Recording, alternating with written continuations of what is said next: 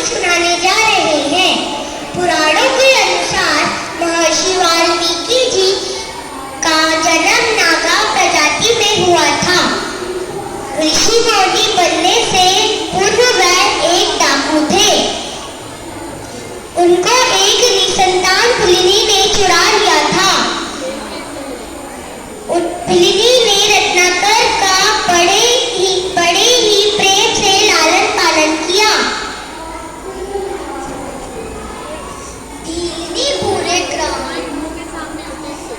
भीलनी पूरे ग्राम और लूटपाट से रत्नाकर का पालन पोषण कर रही थी। इसका पालन पोषण कर रही थी। इसका रत्नाकर पर काफी प्रभाव पड़ा और उन्होंने भी बड़े होकर अपने भरण पोषण के इसे ही अपना लिया था।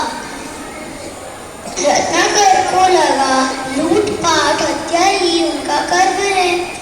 जब वाल्मीकि एक तरुण युवा हो गए तब उनका विवाह उसी समुदाय की एक भीली से कर दिया गया। विवाह के बाद अपने संतानों का भरण पोषण के लिए पाप कर्म को अपना जीवन मान लिया। एक बार उन्होंने वन से गुजर रहे साधुओं की मंडली को ही हत्या की धमकी दे दी। साधु के पूछने पर उन्होंने इस बात को स्वीकार किया कि वे यह सब अपने पत्नी और बच्चों के लिए कर रहे हैं।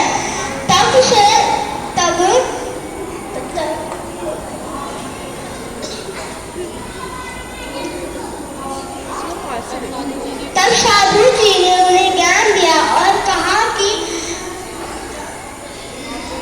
आप जो पाप कर्म कर रहे हो उसका फल केवल तुम्हें ही भुगतना पड़ेगा। तभी नारद मुनि ने पूछा कि तुम जिस परिवार के लिए इतना सब कुछ कर रहे हो क्या वे तुम्हारे पापों के भागीदार बनेंगे? जोश में रत्नाकर ने इस बात का जवाब दिया, हाँ बिल्कुल बनेंगे। नारद मुनि ने इस पर कहा कि अगर तुम्हारे परिवार वाले इस बात को खुद स्वीकार करते हैं तो मैं तुम्हें अपना सारा धन तुम्हें सौंप दूंगा।